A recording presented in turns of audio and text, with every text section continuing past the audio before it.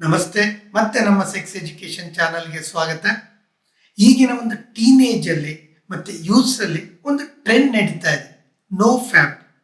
ಅಂದ್ರೆ ಮ್ಯಾಸ್ಟರ್ಬೇಷನ್ ಅಡಿಕ್ಷನ್ ಇಂದ ಹೊರಗಡೆ ಬರದ, ಅಥವಾ ಮ್ಯಾಸ್ಟರ್ಬೇಷನ್ ಅನ್ನ ಕಂಪ್ಲೀಟ್ ಕ್ವಿಟ್ ಮಾಡದ, ಅಥವಾ ಪಾರ್ನ್ ಅಡಿಕ್ಷನ್ ಬಗ್ಗೆನ, ಅಥವಾ ಒಂದು ಸ್ಪರ್ಮ್ ಅನ್ನೋ ಒಂದು ಪ್ರೀಸಿಯಸ್ ಅನ್ನ ಉಳಿಸದ. ಇದ್ರ ಬಗ್ಗೆ ಒಂದು ಬ್ರೀಫ್ ಆಗಿ ಮಾಹಿತಿ ಕೊಡ್ತೇನೆ. ನಮ್ಮ ವಿಡಿಯೋದಲ್ಲಿ ಸೆಕ್ಸ್ ಪ್ರಾಬ್ಲಮ್, ಪೆನಿಸ್ ಮತ್ತು ವಿಜಯನದಲ್ಲಾಗೋ ಇನ್ಫೆಕ್ಷನ್ ಬಗ್ಗೆ, ಜೊತೆಗೆ ಇನ್ಫರ್ಟಿಲಿಟಿ ಕೌನ್ಸಿಲಿಂಗ್ ಬಗ್ಗೆ ಮಾಹಿತಿ ಇರುತ್ತೆ.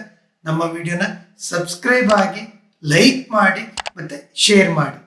ಸಣ್ಣ ಪುಟ್ಟ ಡೌಟ್ ಇತ್ತು ಅಂದರೆ ಯೂಟ್ಯೂಬ್ ಕಮೆಂಟ್ ಸೆಕ್ಷನಲ್ಲಿ ಹಾಕಿ. ಕನ್ಸಲ್ಟೇಷನ್ ಬೇಕು ಅಂತಂದ್ರೆ ಮೇಲ್ಗಡೆ ಮೆನ್ಷನ್ ಮಾಡಿರೋ ನಂಬರ್ಗೆ ವಾಟ್ಸಪ್ ಮಾಡಿ.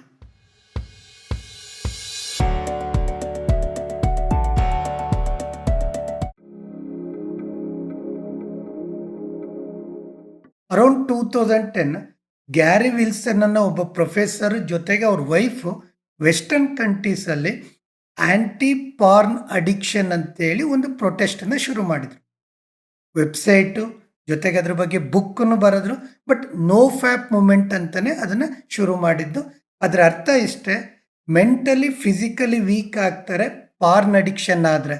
ಮೆಂಟಲಿ ಆ್ಯಂಗ್ಸೈಟಿ, ಡಿಪ್ರೆಷನ್ನು, ಅಥವಾ ಫೋಕಸ್ ಮಾಡೋಕ್ಕೆ ಬರದೇ ಇರೋವಂಥದ್ದು, ಅಥವಾ ಮೆಮೊರಿ ಲಾಸು, ಫಿಸಿಕಲಿ ಬಂದರೆ ಸೆಕ್ಷುವಲ್ ಪ್ರಾಬ್ಲಮ್, ರಿಲೇಷನ್ಶಿಪ್ ಪ್ರಾಬ್ಲಮ್ಮು, ಈ ಥರ ತೊಂದರೆ ಆಗುತ್ತೆ ಜನಗಳಿಗೆ, ಎಸ್ಪೆಷಲಿ ಟೀನೇಜ್ಗೆ ಅಂತೇಳಿ ಒಂದು ಅವೇರ್ನೆಸ್ ಪ್ರೋಗ್ರಾಮ್ ಶುರು ಮಾಡಿದರು. ಅದಕ್ಕೆ ಒಂದು ನೋ ಫ್ಯಾಪ್ ಅಂತಲೂ ಒಂದು ನೇಮ್ ಕೊಟ್ಟರು. ಅಂದರೆ ಇಲ್ಲಿ ಪಾರ್ನ್ ಅಡಿಕ್ಷನ್ನಿಂದ ಮೆಂಟಲಿ ಫಿಸಿಕಲಿ ವೀಕ್ ಆಗ್ತಾರೆ, ಅದರ ಬಗ್ಗೆ ಒಂದು ಅವೇರ್ನೆಸ್ ಶುರು ಆಯಿತು.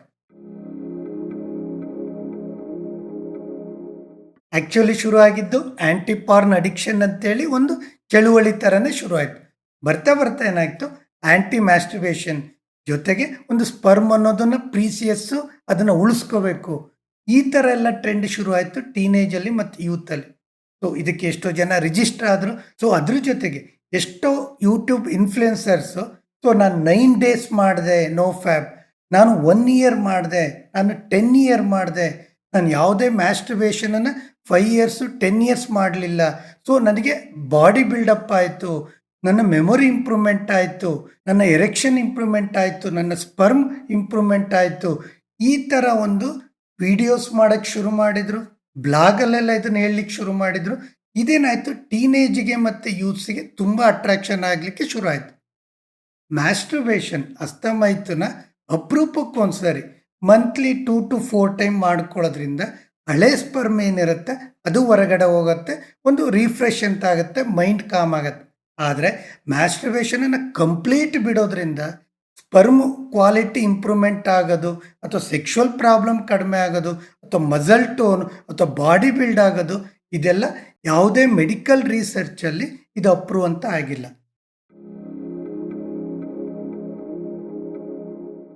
ಸೊ ಮ್ಯಾಸ್ಟರ್ಬೇಷನ್ ಒಂದು ಟೀನೇಜಲ್ಲಿ ಶುರು ಆಗುತ್ತೆ, ಟೆಸ್ಟೋಸ್ಟಿರೋನ್ ರಿಲೀಸ್ ಆಗುತ್ತೆ, ಸ್ಪರ್ಮ್ ಪ್ರೊಡಕ್ಷನ್ ಆಗುತ್ತೆ, ಸ್ಟಿಮ್ಯುಲೇಷನ್ ಆಯಿತಾ, ಒಂದು ಸೆಕ್ಸ್ ಬೇಕು ಅಂತ ಅನ್ನಿಸ್ತಾ, ಇಷ್ಟ ಆಯ್ತಾ, ಮ್ಯಾಸ್ಟರ್ಬೇಷನ್ ಅಥವಾ ಅಸ್ತಮಾಯಿತನ ಅಪರೂಪಕ್ಕೊಂದ್ಸರಿ ಮಾಡ್ಕೋಬೋದು.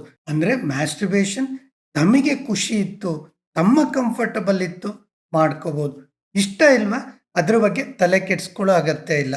ಮತ್ತು ತುಂಬ ಸೈಂಟಿಫಿಕ್ ಸ್ಟಡೀಸಲ್ಲಿ ಅಪರೂಪಕ್ಕೊಂದ್ಸರಿ ಮ್ಯಾಸ್ಟರ್ಬೇಷನ್ ಮಾಡ್ಕೊಳ್ಳೋದ್ರಿಂದ ಅವ್ರ ಟೆಸ್ಟೋಸ್ಟಿರೋನ್ ಇಂಪ್ರೂವ್ಮೆಂಟ್ ಆಗುತ್ತೆ, ಟೆಸ್ಟಿಸ್ ಅಥವಾ ಸೆಕ್ಷುವಲ್ ಹೆಲ್ತ್ ಚೆನ್ನಾಗಾಗತ್ತೆ, ಜೊತೆಗೆ ಸೆಕ್ಷುವಲ್ ಅರ್ಜು ಅವ್ರ ಕಂಟ್ರೋಲಲ್ಲಿರುತ್ತೆ.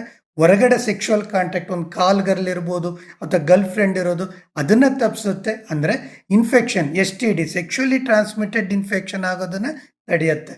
ಅಂದರೆ ಮ್ಯಾಸ್ಟರ್ಬೇಷನ್ ಅಪರೂಪಕ್ಕೊಂದ್ಸರಿ ಮಾಡ್ಕೊಳ್ಳೋದ್ರಿಂದ ಯಾವುದೂ ಪ್ರಾಬ್ಲಮ್ ಇಲ್ಲ. ಆದರೆ ಅಡಿಕ್ಷನ್ ಆದಾಗ ಮಾತ್ರ ಫಿಸಿಕಲಿ ಮತ್ತು ಮೆಂಟಲಿ ಡಿಸ್ಟರ್ಬ್ ಆಗ್ತಾರೆ. ಸೊ ಫ್ರೆಂಡ್ಸ್, ನೋ ಫ್ಯಾಬ್ ಈ ಒಂದು ಅವೇರ್ನೆಸ್ ಶುರುವಾಗಿದ್ದು ಆ್ಯಂಟಿ ಪಾರ್ನ್ ಅಡಿಕ್ಷನ್ಗೆ ಅಂತೇಳಿ. ಬಟ್ ಈಗ ಆ್ಯಂಟಿ ಮ್ಯಾಸ್ಟರ್ಬೇಷನ್ ಅಡಿಕ್ಷನ್ ಜೊತೆಗೊಂದು ಸ್ಪರ್ಮನ್ನು ಉಳಿಸೋವಂಥದ್ದು, ಈ ರೀತಿಯೆಲ್ಲ ಒಂದು ಇನ್ಫ್ಲುಯೆನ್ಸರ್ಸ್ ಶುರು ಆಗಿದೆ. ಬಟ್ ಮ್ಯಾಸ್ಟರ್ಬೇಷನ್ ಅಡಿಕ್ಷನ್ ಆಯಿತು, ಅವಾಗ ಒಂದು ಡಾಕ್ಟ್ರನ್ನ ಕನ್ಸಲ್ಟ್ ಮಾಡಬೇಕು. ಅಪರೂಪಕ್ಕೊಂದ್ಸರಿ ಮಾಡ್ಕೊಳ್ಳೋದ್ರಿಂದ ಯಾವುದೇ ಫಿಸಿಕಲಿ ಅಥವಾ ಮೆಂಟಲಿ ವೀಕ್ನೆಸ್ ಆಗೋದಿಲ್ಲ.